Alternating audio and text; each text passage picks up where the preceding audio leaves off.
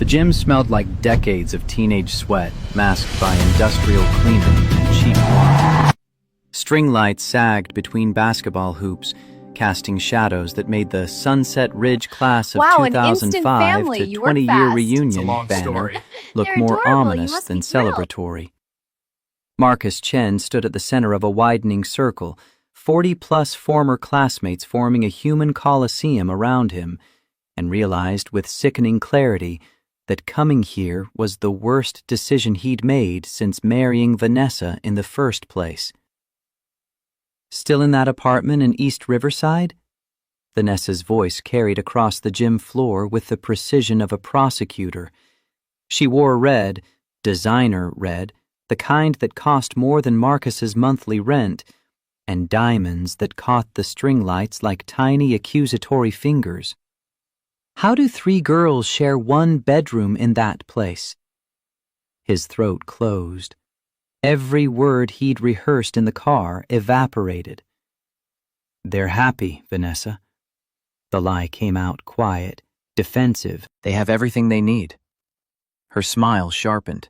She turned to the man beside her, Robert Sterling, tech billionaire, second husband, the reason she'd walked away from their daughters 4 years ago. His suit probably cost more than Marcus's car. Honey, didn't you say our guest suite alone is bigger than a 2-bedroom apartment in that neighborhood? Robert's expression radiated condescending sympathy. It's admirable, really. Teaching. The pause before that last word lasted a lifetime. Not everyone has the patience for that kind of work. Cell phones appeared. Someone was recording. Marcus felt heat crawl up his neck, that familiar shame that had lived in his chest since the divorce, since before the divorce, since the first time Vanessa looked at their bank account and he saw disappointment settle into her eyes like sediment. 4 hours earlier, he'd stood in front of his bathroom mirror and seen exactly what everyone here would see. The Kohl's blazer from 2022, worn at the elbows. Jeans because he couldn't afford dress pants. Shoes with a hole in the sole. Cardboard wedged inside to keep water out when it rained. 35 years old, and he looked 50. Exhaustion carved into lines around his eyes, gray threading through hair that used to be dark brown. "Daddy, you have to go!" Emma's voice had echoed from the living room, where all 3 girls bounced on the second-hand couch like it was Christmas morning. "You can't skip your reunion!" "Yeah," Sophia added, blonde curls flying. "You went to school there forever ago. You have to see your old friends." Hannah had looked at him with those devastating blue eyes, 7 years old and already carrying weight no child should bear. "Maybe you'll meet someone pretty. Someone who'll be nice to us." She'd pressed her small hand to his cheek. "You deserve that, Daddy." He'd knelt, pulled all 3 into his arms, breathing in their shampoo and crayon smell. The apartment might be cramped, 3 twin beds crammed into 1 bedroom, toys organized in plastic bins from Dollar Tree, peeling paint on the kitchen cabinets, but it was full of this. Love that didn't fit on a balance sheet. I already have 3 pretty girls, the prettiest girls in the world. I don't need anyone else. Emma had touched his face with the gravity of someone much older. "You look sad sometimes, Daddy. When you think we're not watching. We want you to be happy." That had broken something inside him. His 7-year-old daughter had been monitoring his emotional state, worrying about him when she should be worrying about which toy to play with next. Now, standing in this gym with Vanessa dismantling him piece by public piece, he understood why he'd come. Not for himself. For them. Because his father's voice lived in his head. Words spoken 20 years ago when Marcus was 15 and afraid to try out for the school play. The bravest thing a man can do is show up, even when he's scared.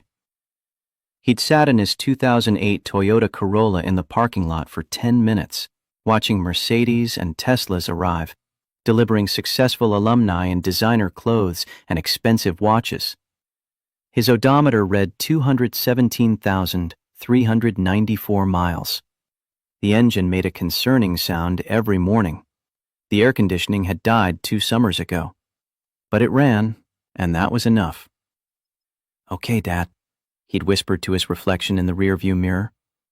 "I'm showing up." The gym doors had opened. Music and laughter spilled out, the sound of people who'd made something of themselves. He'd step through into the noise and judgment, because showing up mattered more than showing off. His father had taught him that, and his father had been right about most things before the heart attack took him when Marcus was 16. Ryan Mitchell had been the first to corner him. Former quarterback, now tech entrepreneur, according to his name tag, expensive Rolex catching the light with every gesture. "Marcus Chen! Man, it's been forever. What are you up to these days?" "I teach middle school English over at Jefferson." Ryan's smile had faltered, just for a second, but Marcus caught it. "That's really noble, man. Teaching is important." The subtext screamed, but not lucrative. "I just sold my 3rd startup. 8 figures. Congratulations." Marcus meant it. He didn't begrudge anyone their success. "Thanks, man. You married? Kids?" "Divorced. 3 daughters. Triplets, actually." Ryan's face had shifted to genuine sympathy. "Triplets? Jesus, Marcus, that's rough. How do you even afford that on a teacher's salary?"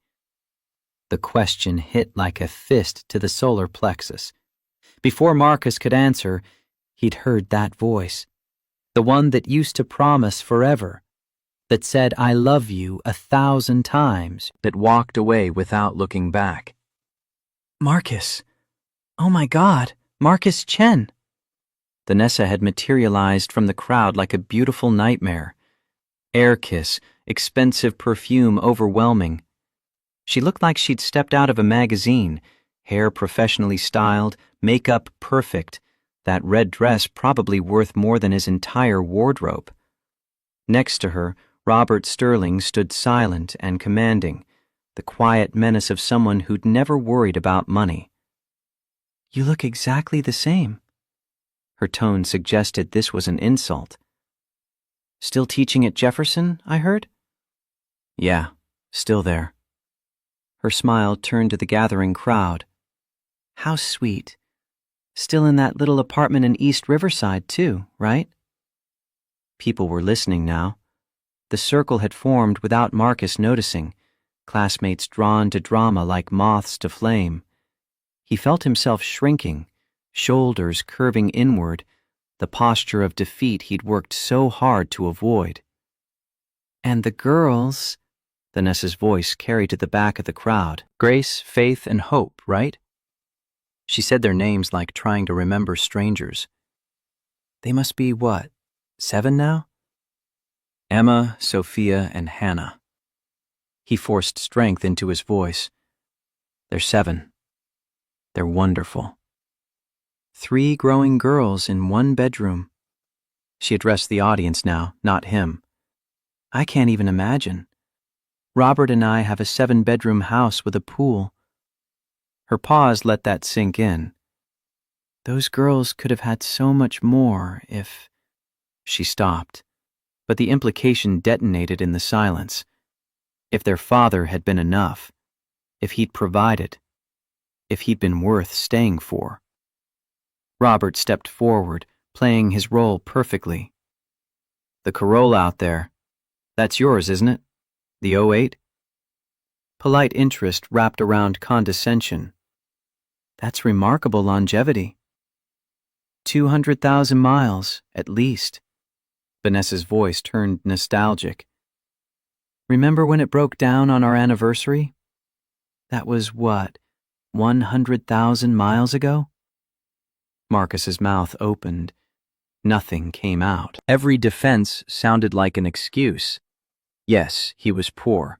Yes, his daughters shared a bedroom. Yes, he drove a car that should have died years ago. But they were happy. They were loved. Didn't that matter? Apparently not. Not here, where success was measured in square footage and stock portfolios. His eyes stung. He was going to cry in front of everyone. Worse, he was going to run. The exit was 20 feet away. He could make it, drive home to his cramped apartment and his sleeping daughters, and pretend this never happened.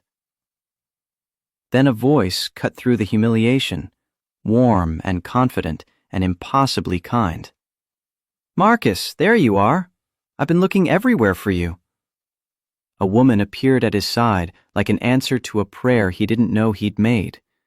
She linked her arm through his naturally, like she'd done it 1,000 times, and suddenly he could breathe again.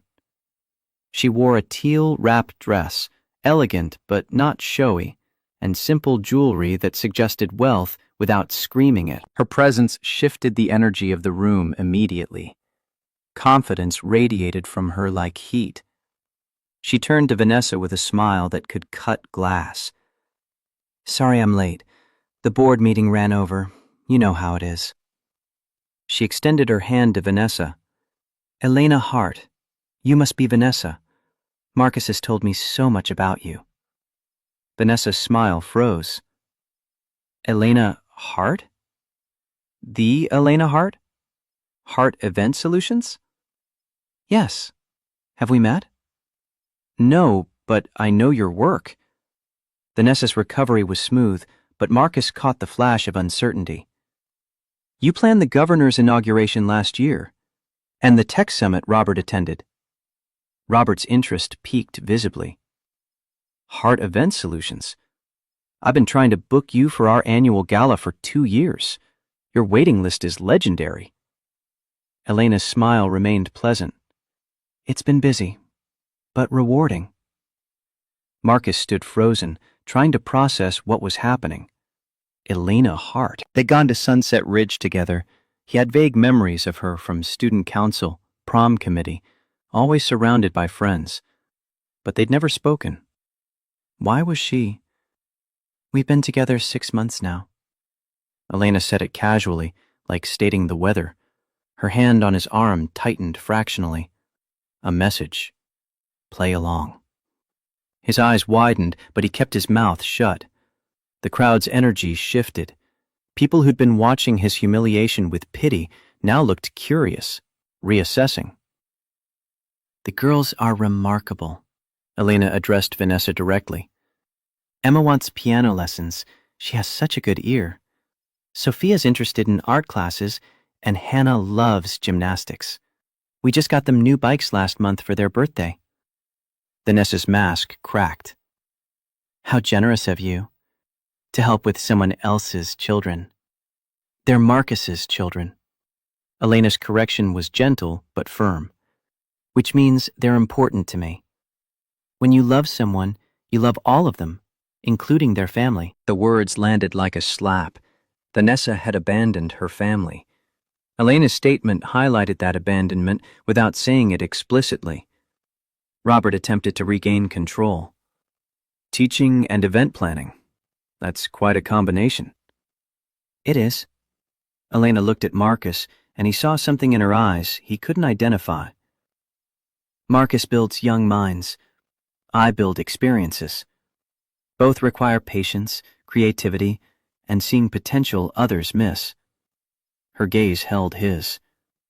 "He's very good at seeing potential." His chest tightened.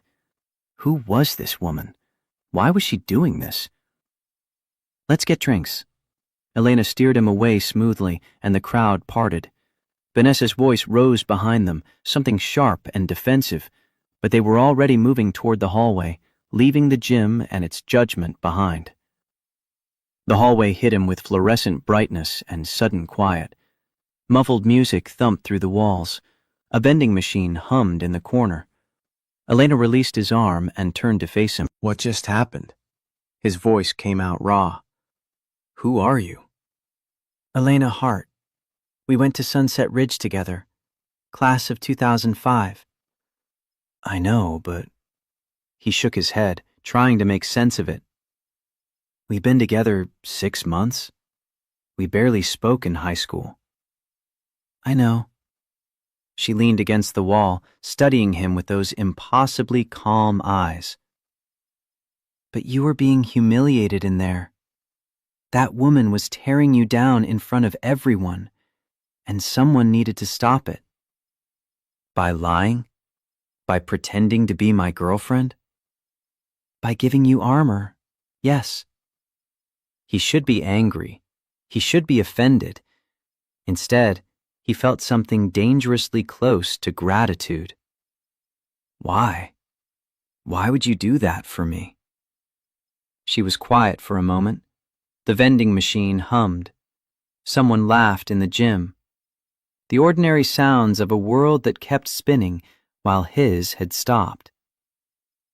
Do you remember 11th grade AP English? The subject change threw him. Yeah? You wrote a paper about Romeo and Juliet, about how the real tragedy wasn't their deaths. It was that they were brave enough to love, but the world wasn't brave enough to let them. Memory surfaced slowly. Mrs. Anderson's class, junior year. He'd stayed up until 3 a.m. finishing that essay, pouring something honest onto the page. I remember that paper, but I don't remember you being in that class.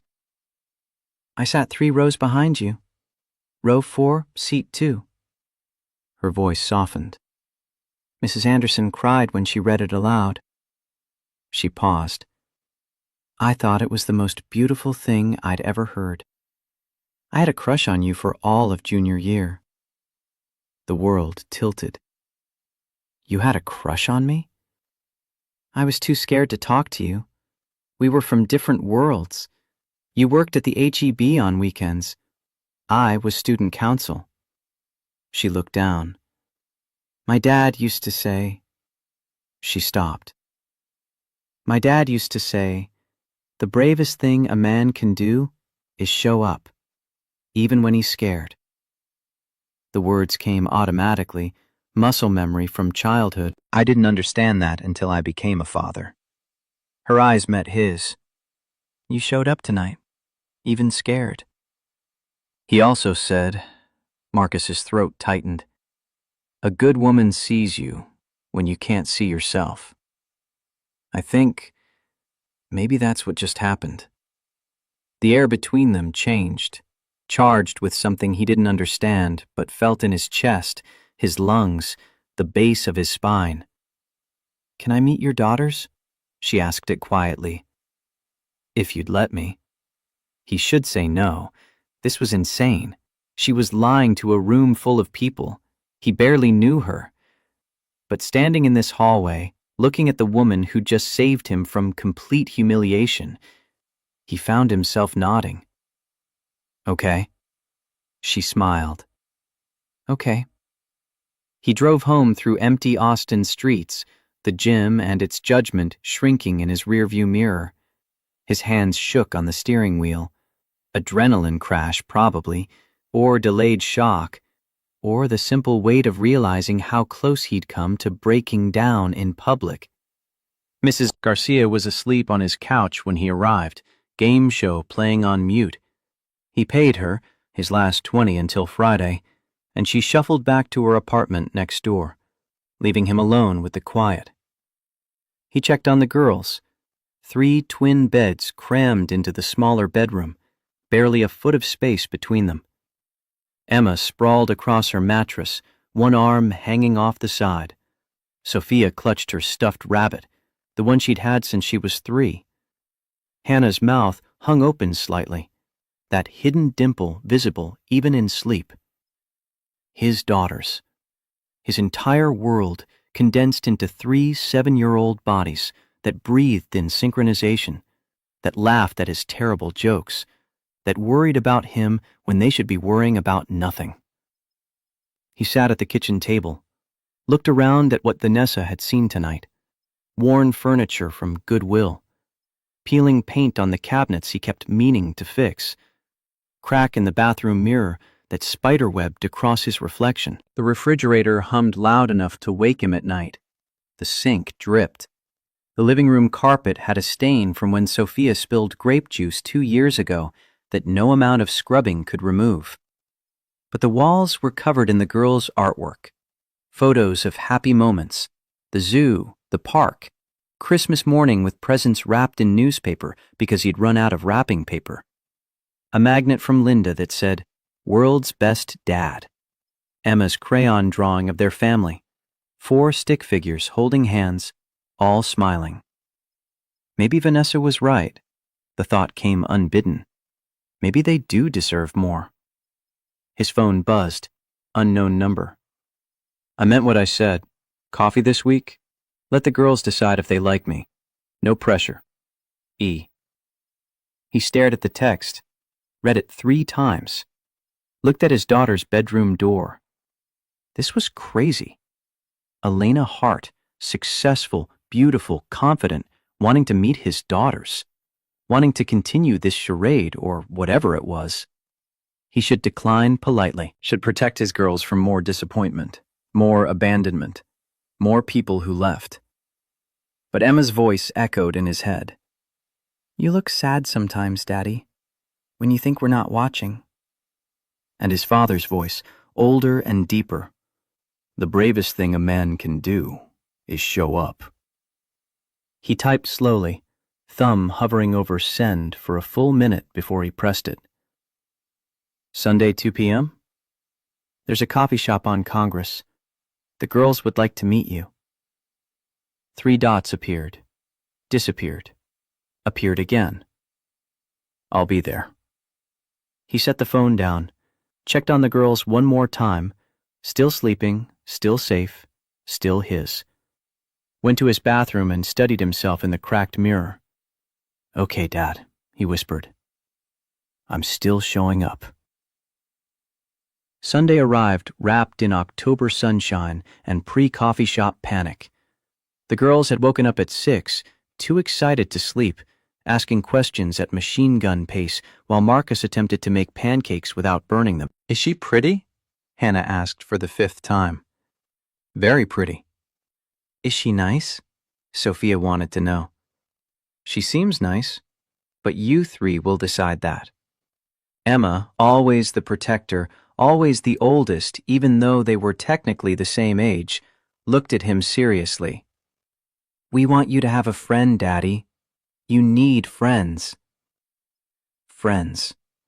That's what Elena had called herself.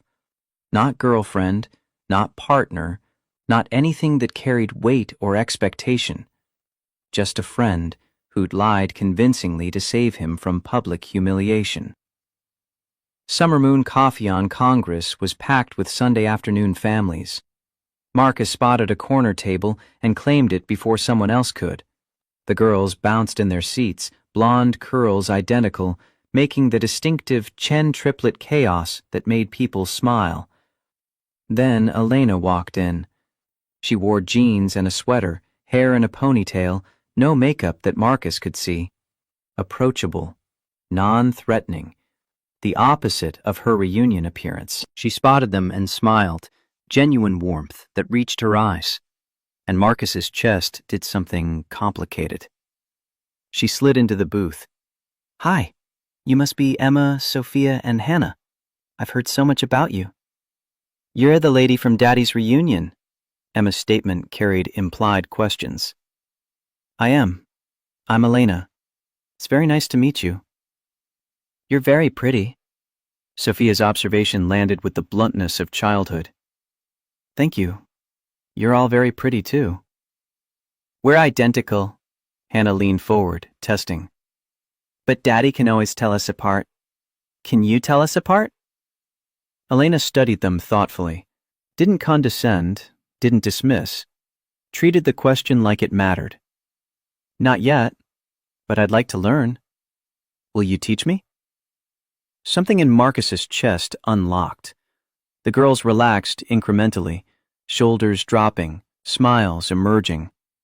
She'd passed the first test. Over hot chocolates and coffee, Elena asked questions about school, favorite subjects, but they wanted to be when they grew up.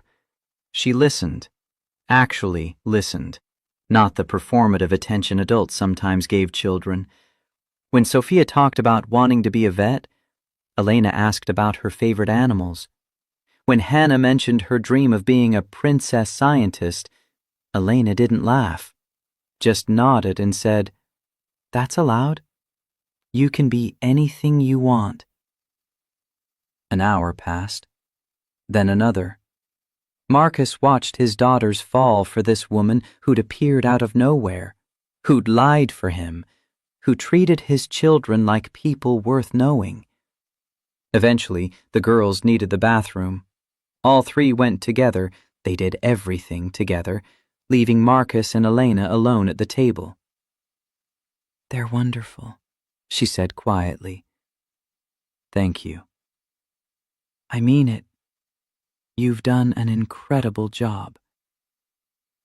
The compliment landed heavier than she probably intended. 4 years of doubt, of wondering if he was enough, if they needed more than he could give. And here was someone who saw what he'd built and called it wonderful. They walked to the parking lot together. The girls raced ahead to the small playground area, burning off sugar and excitement. Austin sunshine painted everything gold. October in Texas, perfect temperature, perfect light, perfect moment. So, he kept his eyes on his daughters, safer than looking at her. "What is this? Are we still pretending, or—" "I don't know." She stopped walking, forced him to look at her.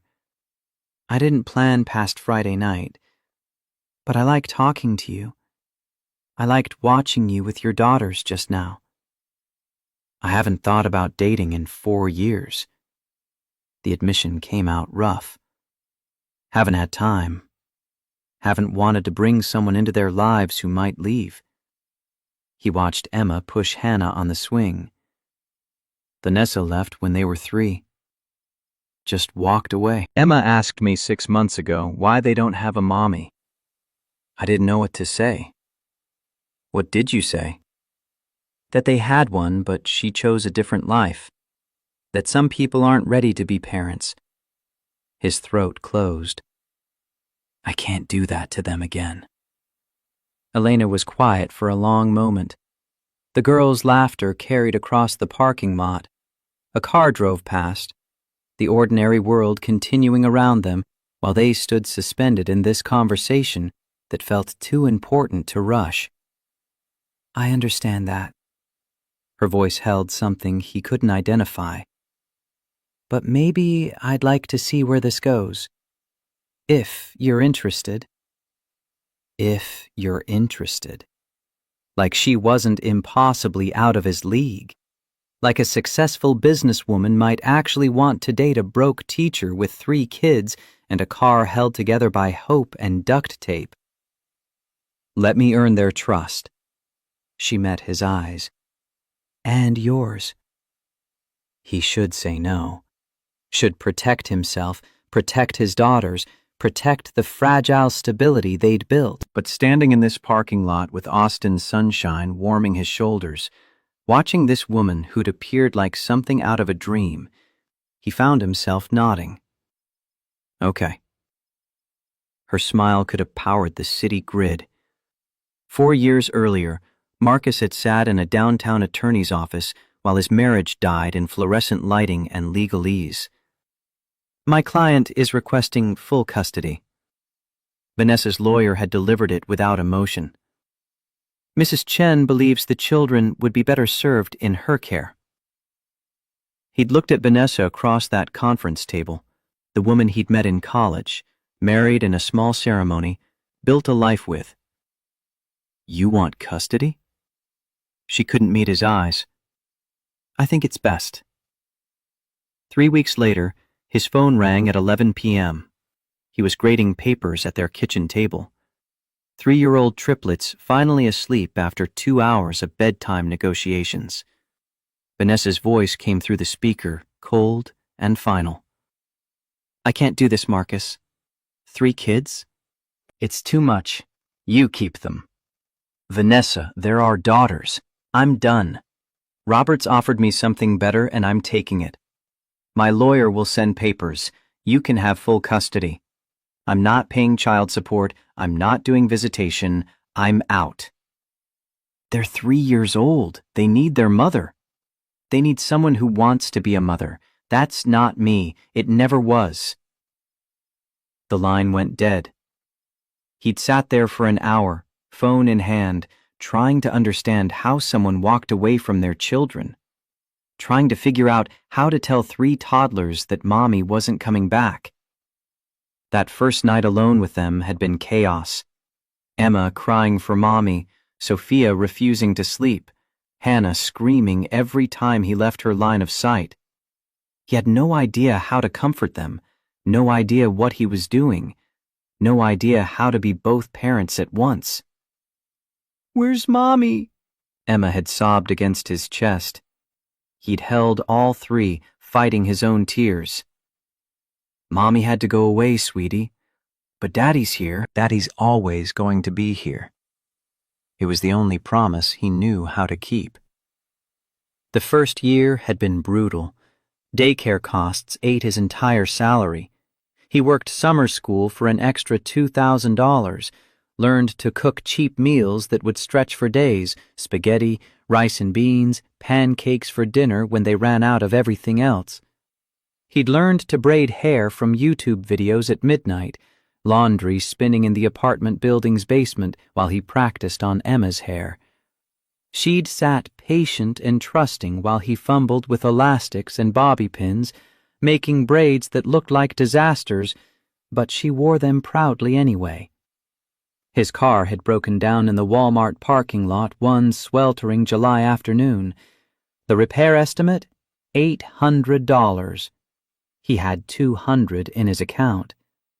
He'd sat in the driver's seat and cried while the girls watched from the back, Emma asking why Daddy was sad, and he'd lied and said he wasn't, just trying to figure something out. But slowly, incredibly, he'd discovered he was good at this. Being a father. The girls were happy. They didn't care about the apartment being small, or the furniture being second-hand, or dinner coming from Dollar Tree. They cared that Daddy read stories every night, that he showed up to every school event, that he knew Emma liked her sandwiches without crust, that Sophia was allergic to strawberries, that Hannah only ate sandwiches cut diagonally. By year 4, they had a rhythm, poor but stable, struggling but managing. Then, 6 months ago, Emma had asked the question that changed everything. "Daddy, why don't we have a mommy?" He'd knelt down, eye level. "You did have a mommy, but she decided she needed to live a different life." "Other kids have mommies and daddies. We only have you. Is that not enough?" "You tell me. Are you happy?" She'd thrown her arms around him. "You're the best daddy in the world. But sometimes I wish you had someone to help you. You look so tired." She'd been watching him struggle, noticing his exhaustion, worrying about him when she should be worrying about nothing. Maybe it was time to try. Not for himself, for them. 3 months passed. November turned to December, turned to January. Austin weather shifted from scorching to pleasant to almost cold. Elena became part of their lives so naturally, Marcus barely noticed the transition. She showed up at Hannah's soccer games with snacks for the whole team, cheering louder than any other parent. She helped with homework while baking cookies, turning measuring cups into fraction lessons that made Sophia finally understand why math mattered. She appeared at the Central Market where Marcus shopped, cart full of groceries she'd bought too much of, leaving them at his door with a note that said simply, "Thought you might need these." She came to the school Christmas program, sat next to Marcus in the auditorium, held his hand when the girls sang Jingle Bells, off-key and proud. She helped them make homemade Christmas cards, gluing glitter everywhere, laughing when Emma dumped an entire bottle on one card and declared it fancy. The apartment filled with her presence, shoes by the door, coffee mug in the sink, laughter that made the cramped space feel bigger. One evening in early January, Marcus cooked spaghetti while Elena helped the girls with craft projects at the kitchen table. His phone had dinged. Paycheck notification. He'd opened it, watched the blood drain from his face. Insufficient funds. Transaction reversed. His paycheck had bounced. The phone rang immediately. Landlord. Rent was due 3 days ago. If Marcus couldn't pay by end of week, eviction proceedings would begin. He'd set the phone down carefully, stared at the pasta water boiling, thought about 3 daughters and 1 bedroom and nowhere else to go. Thought about custody battles and judges and what Vanessa's lawyer could do with evidence of homelessness. You don't have to keep doing this. The words came out strangled. Elena looked up from her glitter. Doing what? Showing up, helping, the groceries. He turned from the stove. I saw the receipt in the bag last week. You spent $200. I was at the store. Thought you might need things. Elena. He gripped the counter. I don't want to be a charity case. She stood, crossed to him, took his hands. You're not. You're someone I care about. Her voice carried weight. Let me help. Later that night, after the girls were asleep, they sat on his worn couch with cheap wine.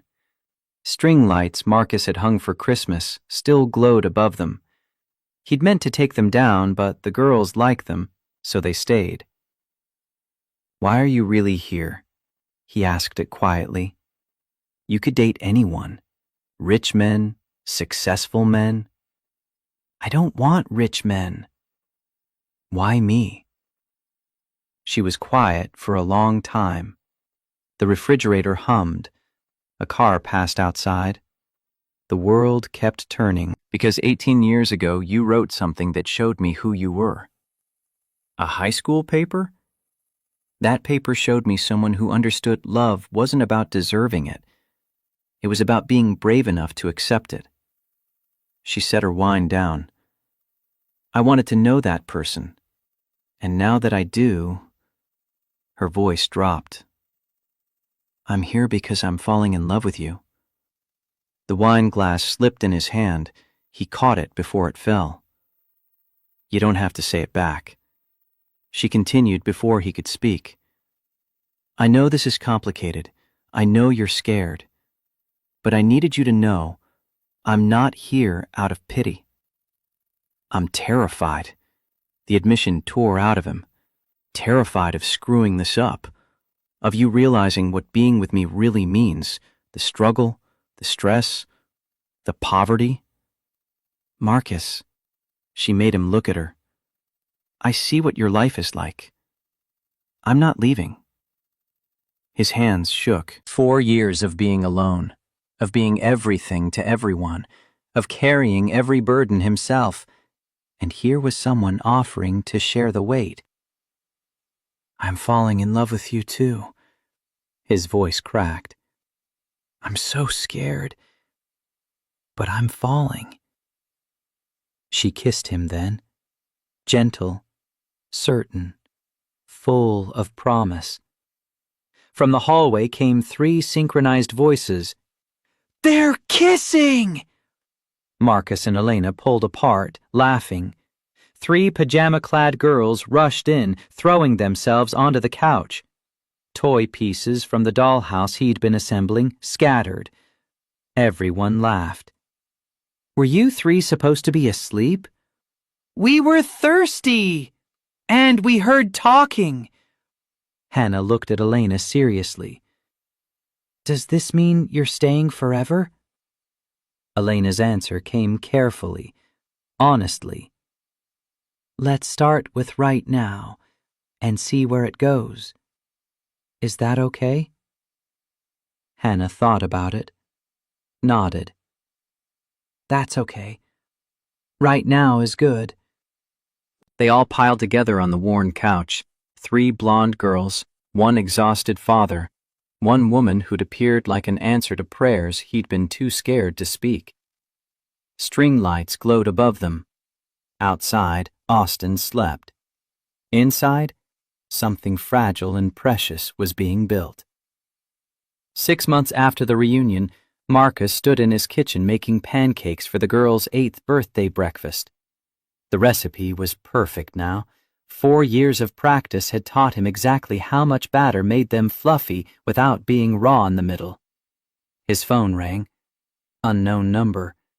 He almost didn't answer. "Marcus, it's Vanessa." The spatula froze mid-flip. 4 years of silence, and her voice still had the power to stop his world. "Vanessa?" "I've been thinking about the girls. I made a mistake. I want to see them." Pancake batter dripped onto the stove, started smoking. He set the bowl down carefully, like any sudden movement might detonate something. "What do you want?" "I want to be part of their lives. I've been in therapy. I've worked through things." Her voice carried practiced emotion. "I'm their mother, Marcus. I have rights." "You gave up your rights. You signed papers 4 years ago." "I was in a bad place. Those girls deserve to know their mother. They have everything they need." Her voice turned sharp. "Do they? Living in poverty with a single father? I saw how you were dressed at the reunion, Marcus. Our daughters deserve better. We're not rich, but they're happy. I can give them more. Private schools, opportunities." She paused. "My lawyer says I can petition for partial custody." The world tilted.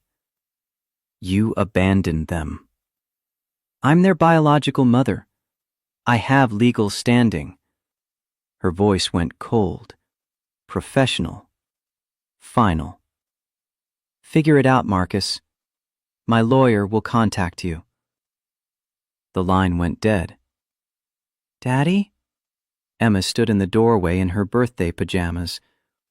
"The pancakes are burning." Smoke poured from the griddle. The alarm started beeping. Marcus stood frozen, phone in hand, watching his world collapse for the 2nd time. The smoke alarm shrieked. Marcus's hand moved on autopilot, grabbed the pan, dumped it in the sink, twisted the faucet. Steam hissed up in a cloud that smelled like failure and burnt batter. Emma stood in the doorway watching him with those careful eyes, the ones that said she understood more than an 8-year-old should. "It's okay, Daddy. We can have cereal." He pulled her into a hug, breathing hard, phone still clutched in his other hand. Vanessa's voice echoed in his skull. "My lawyer will contact you." 4 years of peace, of building something stable from nothing, and she was going to tear it all down because she'd seen him happy at a reunion. Because she couldn't stand that he'd moved on. An hour later, the girls were at Mrs. Garcia's for their birthday playdate. Cake and presents with her grandkids, squealing laughter that drifted through the thin walls. Elena arrived to find Marcus sitting at the kitchen table, staring at his laptop screen. Legal notice email. Already sent. Already real. She crossed to the sink without a word, started scrubbing the burned pan. He watched her hands work, capable, certain, the same hands that had held his daughters while teaching them fractions, that had threaded through his own while watching Christmas programs, that were choosing to stay when leaving would be so much easier. "I can't afford a lawyer." His voice came out hollow. "I can barely afford rent. How am I supposed to fight someone married to a billionaire?"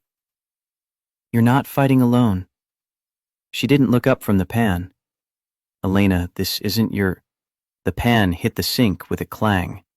She turned, soapy hands dripping. "Stop. Those girls are part of my life now, too. I'm not letting anyone take them from you. I can't ask you to pay for a lawyer. This could cost tens of thousands. You're not asking. She crossed to him, gripped his shoulders. I'm insisting.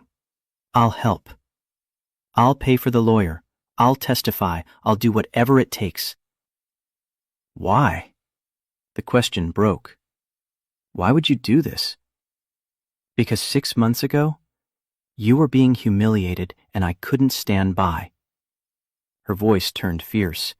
I'm still not standing by. I'm standing with you. He pulled her down, buried his face in her shoulder, and let himself break for exactly 30 seconds. Then he pulled it together because that's what fathers did. They broke in private and rebuilt before anyone noticed.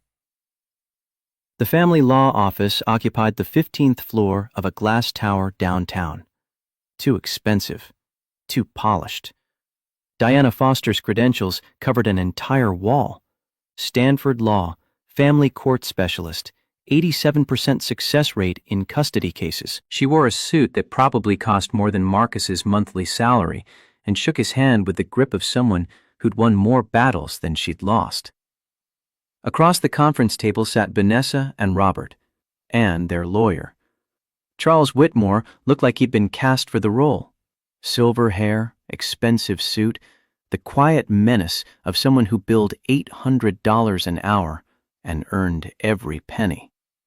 He had a leather portfolio that probably cost more than Marcus's car, and a smile that never reached his eyes. The mediator, tired, overworked, already defeated, explained the situation. The Nessa petitioning for partial custody. Supervised visits initially. Gradual integration into the girls' lives. Whitmore opened with precision. My client has undergone extensive therapy for postpartum depression that led to her difficult decision 4 years ago. She's now financially stable, has a suitable home, and is ready to be a mother. Diana Foster didn't miss a beat. Your client didn't have postpartum depression. She had a billionaire proposal. She abandoned 3 3-year-old children and signed away all parental rights. She hasn't sent a birthday card in 4 years. Marcus couldn't stay silent. You don't want them. You want to win. Vanessa's practiced hurt was Oscar-worthy.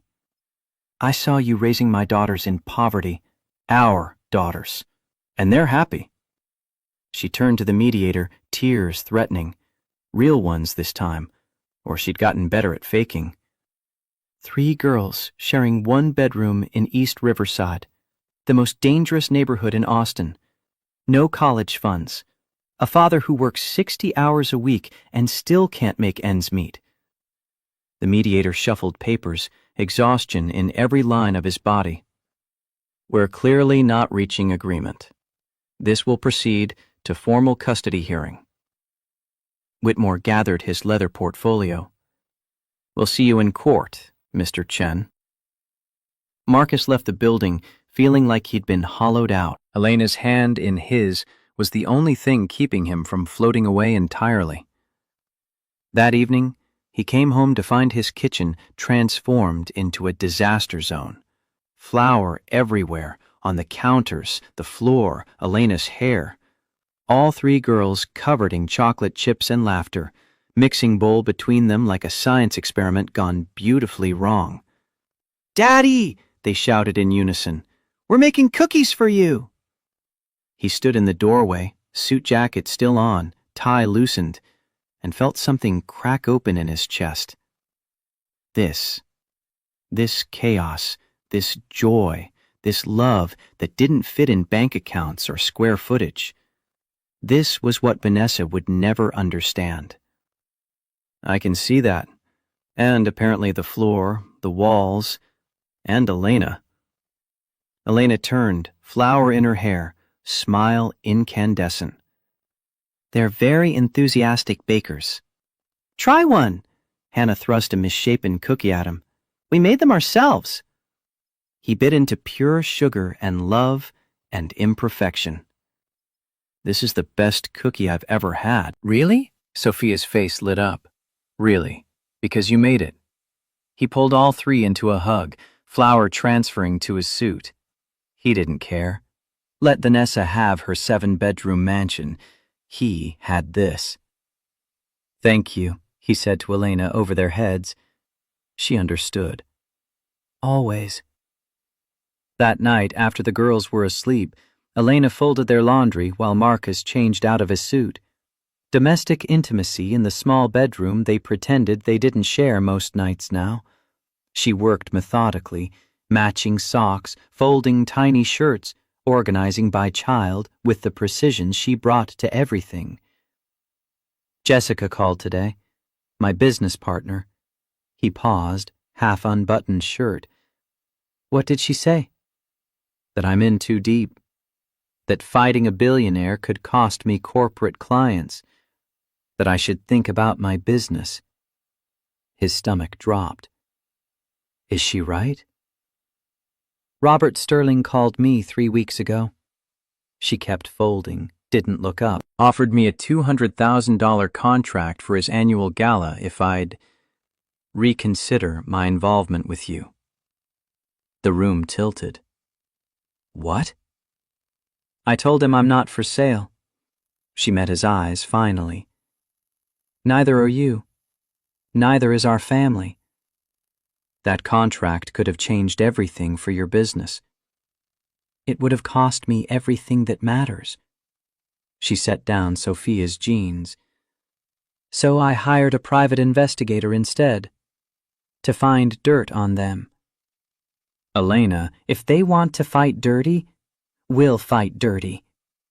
Her voice carried steel he'd never heard before. I'm not losing you. I'm not losing those girls. Whatever it takes. He crossed to her, stopped her hands, pulled her close.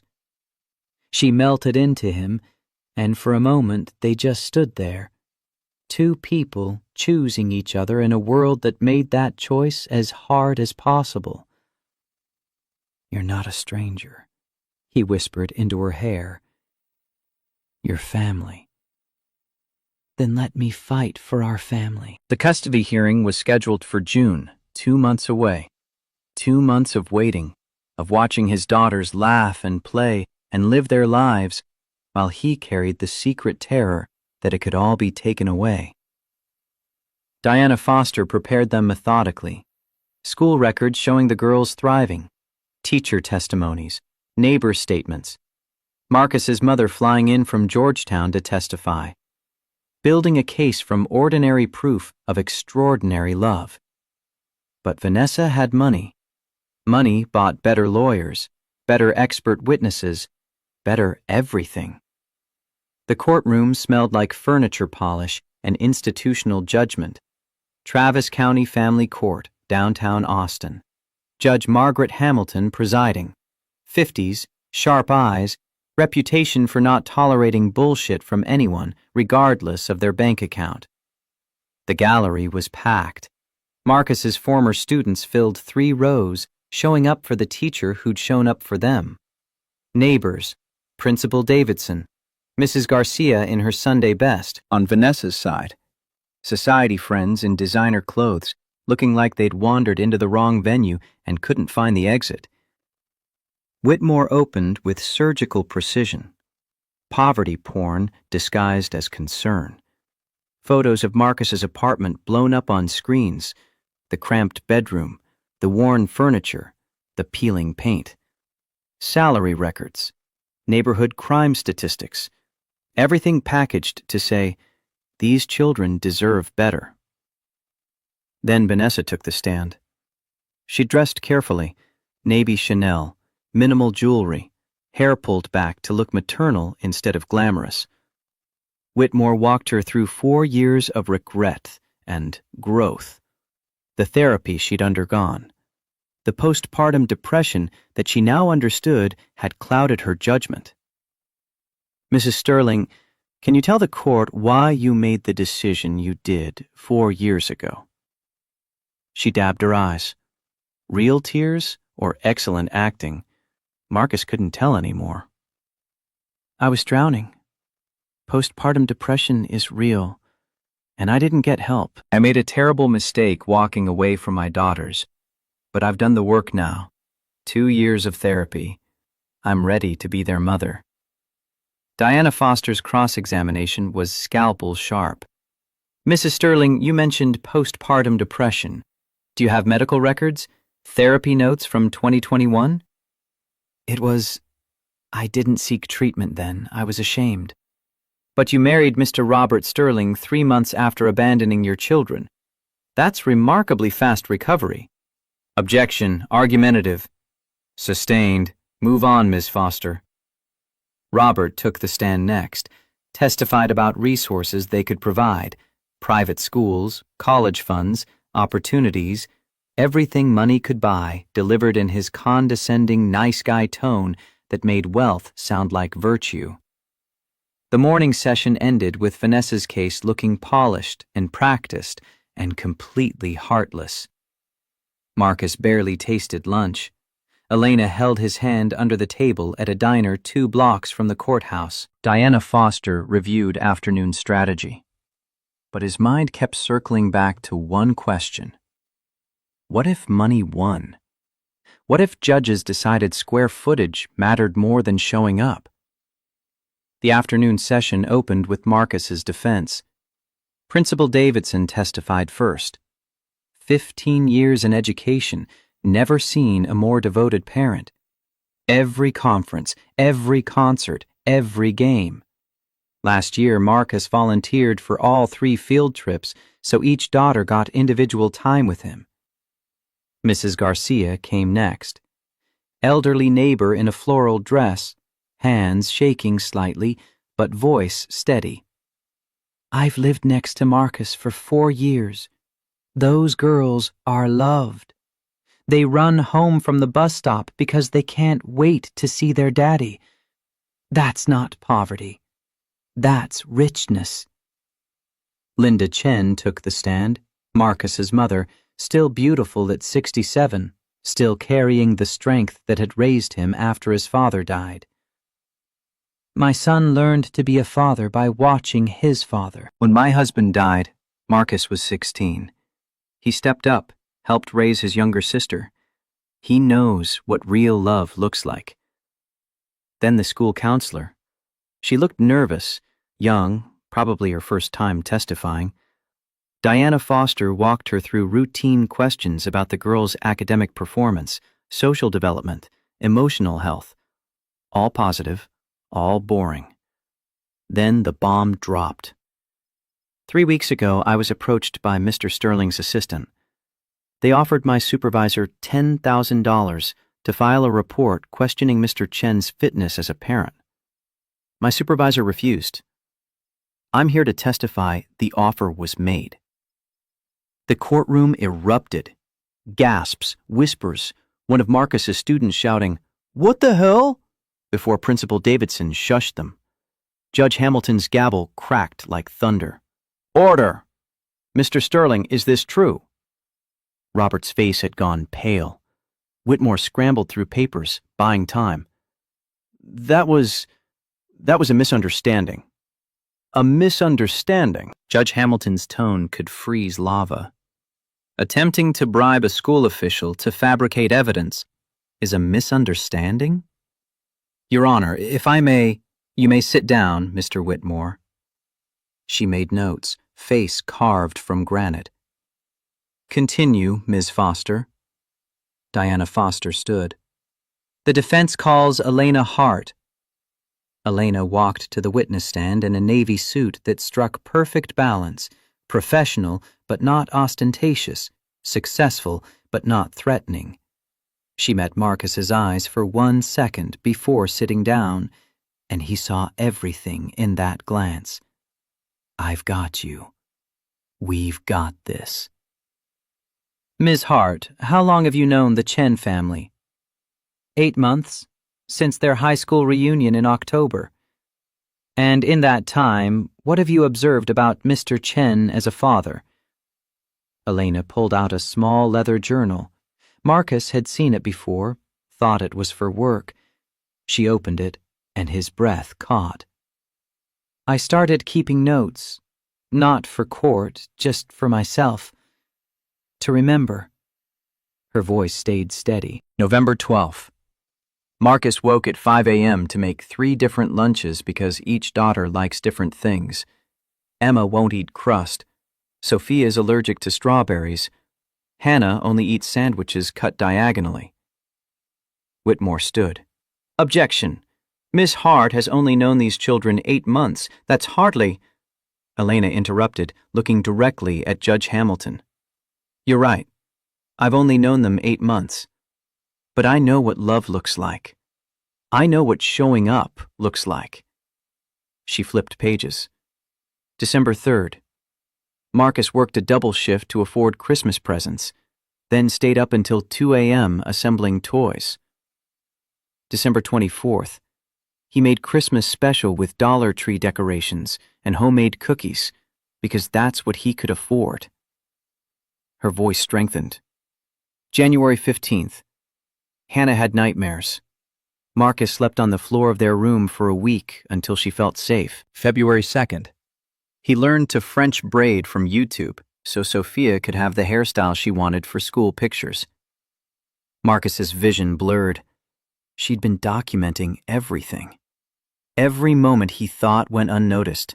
Every small act of love he'd dismissed as just what fathers did. She'd seen it all and written it down. March 3rd. Emma's class did a writing assignment about heroes. She wrote about her dad. Said he was her hero because he never gives up even when things are hard. Elena's voice cracked. March 18th. Marcus missed a doctor's appointment because he was volunteering at the school science fair. Not for recognition, just because his daughters asked him to be there. And what do you see when you look at this family? Diana Foster asked quietly. I see a man who's not wealthy, but he's rich in every way that matters. He's not perfect, but he's present. Elena looked at Marcus, tears tracking down her face.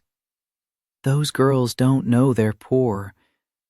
They know they're loved. And that's worth more than 7 bedrooms and a pool. The gallery was silent. One of Marcus's students was crying. Mrs. Garcia dabbed her eyes with a handkerchief. Even the court reporter had stopped typing. Marcus sat with tears streaming down his face. The second time in his life he'd cried in front of people, and he didn't care.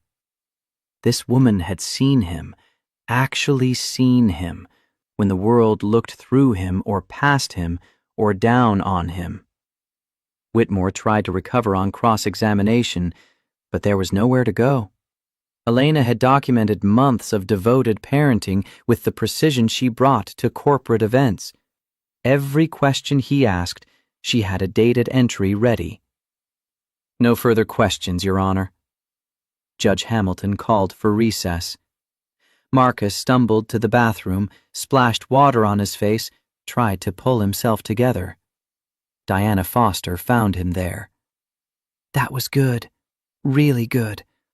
But don't celebrate yet. Hamilton is tough. She'll deliberate carefully. What are our chances? Better than they were 2 hours ago. She squeezed his shoulder. The bribery attempt hurt them badly, and Elena's testimony... She shook her head. I've been doing this 20 years. I've never seen anything like that. They returned to the courtroom. Judge Hamilton sat at her bench reviewing notes. The gallery fell silent. This was it.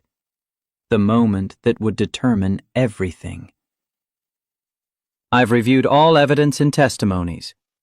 Her voice carried across the room with absolute authority. Mrs. Sterling, I appreciate you've undergone therapy and are financially stable. However, you voluntarily terminated your parental rights 4 years ago. You haven't contacted these children, not a birthday card, not a phone call, in 4 years. She turned her attention to Robert. The attempted bribery of a school official is deeply troubling and speaks to character. The court finds no evidence that Mr. Chen's current situation causes harm to the children. Marcus's heart hammered. Elena gripped his hand so tight it hurt. Mr. Chen, you have been these girls' sole parent. School records show they're thriving academically, socially, and emotionally. Witnesses testify to their happiness and security. Judge Hamilton raised her gavel. I am denying the petition for custody modification. Mr. Chen remains the sole custodial parent. Mrs. Sterling, if you genuinely wish a relationship with your daughters, I suggest you start slowly, with letters. But I will not force these children into a relationship they've lived without. The gavel fell. Marcus's legs went weak. Elena caught him, held him up as he sobbed into her shoulder, relief and gratitude and 4 years of terror finally releasing. The gallery erupted in applause. Judge Hamilton didn't even try to quiet them. They're safe, he whispered against Elena's neck. Our girls are safe. She held him tighter. I know. Outside the courthouse, Austin June heat hit like a physical wall. Marcus, Elena, and Linda descended the steps into brutal sunshine. Freedom. Victory. The future opening up like a door he'd thought was locked forever. This isn't over, Marcus. Vanessa blocked their path, Robert trailing behind her. Her composure had cracked, makeup smudged, hands shaking, the polish finally worn through to whatever lay beneath. Yes, it is. You made your choice 4 years ago, Vanessa. I'm their mother. No. His voice came out quiet but absolute. You were their mother. I'm their father. I was there when they were sick, when they had nightmares, when they learned to ride bikes, when they needed someone. He paused. Where were you? She had no answer. If you really care about them, if this isn't just about winning, write them letters. Tell them about yourself. Let them decide if they want to know you. But don't force this. Vanessa, let's go. Robert's hand on her shoulder, steering her away. They descended to a waiting Mercedes. Marcus watched them drive away and felt something he hadn't expected. Pity. She'd chosen money over love and would spend the rest of her life knowing exactly what she'd lost. You okay? Elena asked. My dad used to say, winning with grace is harder than winning with anger. I think I finally understand what he meant. They drove home. The girls were waiting with Mrs. Garcia. She'd kept them busy all day, shielding them from courtroom drama they were too young to carry. Marcus walked in and was immediately tackled by 3 blonde tornadoes. Did you win? Emma demanded. We won. Does that mean we get to stay with you? Sophia's voice was small.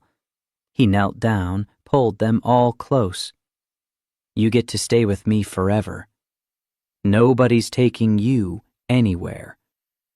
Hannah looked at Elena. And you're staying too, right? If you'll have me. 3 unanimous nods. That night, after the girls finally crashed from excitement and sugar and relief, Elena and Marcus sat in his backyard, small patch of concrete and dying grass that passed for outdoor space in East Riverside. Stars visible through Austin light pollution, if you looked hard enough. October, Elena said into the quiet. 1 year since the reunion. Feels like longer. Good longer or bad longer? He turned to her. Elena Hart. Will you marry me? She froze. What? I don't have a ring. I don't have money for a ring. But I have this. He took her hands. I have 3 daughters who love you. I have a life that's messy and broke and not what you deserve. But I love you. And I hope, you love us back. Yes. She was crying and laughing simultaneously. Yes, yes, yes. You ridiculous man. Of course I'll marry you. Even with the broke part? The messy part? Especially with those parts. She kissed him. Those are my favorite parts. From the window came 3 familiar voices. They're kissing again! They broke apart, laughing. The girls pressed against the glass, faces illuminated by kitchen light, joy radiating from every fiber. We should probably tell them, Elena said. They probably already know. Probably. She stood, pulled him up. But let's tell them anyway. They walked inside together, into warmth and light and family, into the life they'd built from a moment of humiliation and the lie that became truth, into right now, which was all anyone ever really had. April in Austin meant perfect wedding weather, mid-70s, 0 chance of rain, bluebonnets blooming with impossible color. The Lady Bird Johnson Wildflower Center Chapel held 30 guests maximum. They'd invited 28. Linda Chen in the front row dabbing her eyes. Jessica Wade, Elena's business partner, who'd worried and warned, but showed up anyway. Principal Davidson. Mrs. Garcia in her Sunday best. Former students who'd become friends. The people who mattered. Emma, Sophia, and Hannah wore matching lavender dresses and couldn't stop giggling. They'd practiced walking down the aisle 17 times, but Marcus knew they'd still run it. That was fine. Everything about this day was perfect in its imperfection. Elena walked down the aisle alone, no father to give her away because she was giving herself, which was the whole point. Simple white dress, wildflowers woven into her hair, confidence in every step. She'd built a business from nothing. She'd fought a billionaire and won. She'd chosen love over money. Walking down an aisle was easy compared to that. The officiant began. Marcus barely heard the words. He was looking at Elena, at his daughters in the front row practically vibrating with excitement, at the life they were about to make official. Marcus, your vows. He'd written them at midnight 2 weeks ago, sitting at his kitchen table with Elena asleep in his bed. 18 months ago, you saved me in a moment when I felt small and worthless. You reminded me that worth isn't measured in dollars or job titles or zip codes. He looked at his daughters. You've loved my daughters like they're your own. You've shown up every single day. You fought for us when we couldn't fight for ourselves. His voice steadied. I promise to love you fiercely, to support your dreams the way you've supported mine, to be your partner in all things, and to never let you forget how incredible you are. Elena, your vows. She smiled through tears. Marcus, 18 years ago I fell for a boy who wrote about love with such beauty, I never forgot it. He wrote that the real tragedy of Romeo and Juliet wasn't their deaths. It was that they were brave enough to love, but the world wasn't brave enough to let them. Marcus's vision blurred. You're the bravest person I know. You showed up for your daughters when their mother walked away. You showed up at that reunion even though you were scared. You showed up for me when I needed someone real. Her voice strengthened. I promise to stand beside you, to love your daughters as my own, to build a life that's rich in all the ways that matter, and to stay. Always. I promise to stay. He was crying openly now, 3rd time in public, and he'd stopped caring somewhere around the custody hearing. Crying didn't make you weak. Pretending you didn't hurt did. By the power vested in me, they're married! All three girls shouted in perfect synchronization. Laughter rippled through the chapel. The officiant gave up. "I guess they are. You may kiss your bride." He did. She tasted like salt and joy and promises kept. The reception was outdoors under string lights strung between live oak trees. Former students gave speeches about how Mr. Chen had changed their lives, had seen potential in them when nobody else did. Principal Davidson toasted, "The best teacher I've ever worked with." Jessica Wade warned Elena she was stuck with this family now. No backsies. Then the girls took the microphone. Emma read first, voice clear and serious. "Daddy was sad after our first mommy left. We didn't understand why then. We were only 3. Sophia picked up the next card. "But then Elena came to Daddy's reunion, and she made him smile again. Then she made us smile too." Hannah finished. "Today we're not just getting a new mom, we're making our family official. And that's the best thing ever." Emma looked at Elena directly. "Thank you for seeing our daddy when he couldn't see himself. Thank you for loving us, even though you didn't have to," Sophia added. "Thank you for staying," Hannah said simply. "We love you!" all three shouted together. The garden erupted in applause. Elena was sobbing. Marcus was sobbing. Linda Chen had gone through 3 tissues. Even Jessica looked misty. Then a FedEx courier appeared, weaving through tables with a large envelope. "Marcus Chen, I have a delivery." Marcus's stomach dropped. Who sent FedEx to a wedding reception? He took the envelope, saw the return address, Vanessa Sterling. His hands shook opening it. Inside, a check for $50,000 and a letter on expensive stationery.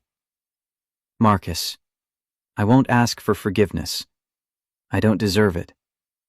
But I owe you an apology. At the reunion, I tried to humiliate you. I wanted everyone to see I'd won by leaving you. But watching you with Elena over the past year, I realized I didn't win anything. I lost everything. I lost 3 daughters who will never know me, who have a mother now, Elena, who loves them the way I never could. The enclosed check is 4 years of child support I never paid. It's not enough. It will never be enough. I'm not asking for a relationship with the girls. I've realized that ship has sailed. But I wanted you to know you were right about everything. Be happy, Marcus. You deserve it. Vanessa." Elena read it over his shoulder. "What are you going to do?" He folded the letter, tucked it back in the envelope with the check. "Cash it, put it in their college fund, and move on." "You're not angry?" "I was, for a long time." He looked across the garden at their guests, at the life they'd built. "But now, I'm just grateful. She left, and that made room for you." Elena kissed his temple. "Best thing she ever did for all of us." They walked back to the reception hand in hand, leaving Vanessa's apology in the past, where it belonged. 3 months later, they stood in an empty living room in Round Rock. 4 bedrooms, actual backyard, neighborhood where kids rode bikes on sidewalks without parental escorts. The mortgage made Marcus's stomach hurt every time he thought about it, but Elena had been right. With both incomes, it was manageable. Barely, but manageable. The girls raced through empty rooms claiming bedrooms, voices echoing off bare walls. Marcus and Elena carried boxes from the U-Haul, assembling furniture, hanging pictures, building a home from possibility and sweat equity. First family dinner happened on the kitchen floor because they hadn't assembled the table yet. Pizza from boxes, paper plates, laughter echoing off walls that would learn to expect it. That evening, Marcus stood in the backyard watching sunset paint the sky. Grass needed mowing, fence needed repair, but it was theirs. Actually, legally, officially theirs. Elena found him there, wrapped her arms around him from behind. Happy? Terrified. Of what? This feels too good. Like it's going to disappear. Like I'm going to wake up in that apartment in East Riverside, and this will all have been a dream. She turned him to face her. It's not disappearing. This is real. This is ours. How do I believe that? Because I'm here. Because I chose this life. I choose it every day. Her voice turned fierce. Stop waiting for me to realize I made a mistake. I didn't make a mistake. I found my family. Something shifted in his chest. Something that had been clenched tight for 4 years, maybe longer. My dad used to say, a good woman sees you when you can't see yourself. What do you see now? He looked at the house, their house, at the girls visible through kitchen windows, at Elena's face backlit by fading sunlight. I see I was always enough. I just needed someone brave enough to show me. She kissed him. The girls started knocking on the window, making faces, ruining the moment in the best possible way. Come on, Elena said, pulling him toward the house. Your daughters want to show you their rooms for the 17th time. Our daughters, he corrected. Her smile could have powered the city. 5 years after the reunion, Marcus stood backstage at Jefferson Middle School's auditorium, trying not to throw up. Teacher of the Year for Travis County District. 1,500 teachers in the district, and somehow they'd chosen him. You're going to be fine. Principal Davidson adjusted Marcus's tie like he was one of the students. Just speak from the heart. That's all you ever do anyway. The auditorium was packed. Elena sat front row center with the girls, 12 years old now, on the edge of teenagerhood, but still his babies. Linda Chen beside them, Jessica Wade, Mrs. Garcia. Former students scattered throughout, adults now themselves, some with kids of their own. Please welcome this year's recipient, Marcus Chen! Applause crashed over him as he walked to the podium. The plaque was heavy in his hands, engraved with words about excellence and dedication and impact. He set it down carefully and looked at his family. Thank you. This award belongs to more than just me. It belongs to every student who trusted me with their stories, every parent who believed I could help their children. He paused, gathering courage for what came next. 5 years ago, I almost skipped my high school reunion. I was embarrassed about my life, about my old car, my worn clothes, what I didn't have. His voice carried across the silent auditorium. That night, someone tried to make me feel small, tried to humiliate me for being a teacher, for living modestly, for choosing my daughters over money. He found Elena's eyes. But someone else saw me differently. She saw past the old car and worn clothes to the person underneath. She chose me anyway. She chose my daughters. She chose our chaotic, imperfect, beautiful life. His voice strengthened. My father taught me that showing up matters more than showing off. That the richest life isn't measured in dollars. It's measured in love, in family, in moments that matter. That the work we do with our hands and hearts is worth more than any bank account. He picked up the plaque. So this award is really for her, for the woman who taught me that worth isn't measured in bank accounts or zip codes, that family isn't about biology, that the richest life is one filled with love. He looked at his daughters, Emma, Sophia, Hannah, growing up brave and kind and certain of their worth. Thank you, but the real prize is sitting in the front row. The auditorium erupted. His students, former and current, were on their feet. Elena was crying. The girls were beaming. Linda Chen looked proud enough to burst. Marcus walked off stage into Elena's arms. She held him tight while the applause continued. "I'm so proud of you," she whispered. I'm proud of us." The parking lot was mostly empty by the time they left. October evening, temperature perfect, stars starting to emerge through Austin light pollution. They walked to their SUV, 2025 Toyota Highlander, reliable and boring and exactly what a family of 5 needed. "Daddy, do you ever think about that night?" Hannah asked, walking between them. "The reunion?" "Sometimes." "Are you glad it happened?" Emma wanted to know. "Even the bad parts?"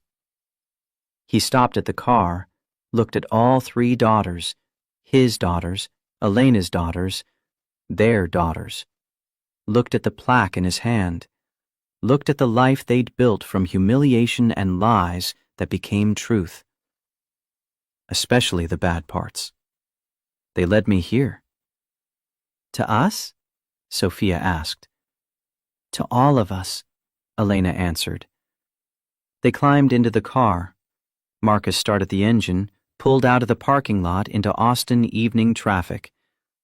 The school shrank in his rearview mirror, the place where he'd taught for 15 years, where he'd impacted hundreds of lives, where he'd learned that showing up was the most important thing you could do. 5 years ago, I stood in a different parking lot, ashamed of my life, certain I wasn't enough. His voice carried over the radio's quiet hum. I was wrong. "You're the best daddy in the world," Emma said from the back seat. "I'd always been enough," he continued. "I just needed someone brave enough to see it." "Elena saw you," Hannah said matter-of-factly.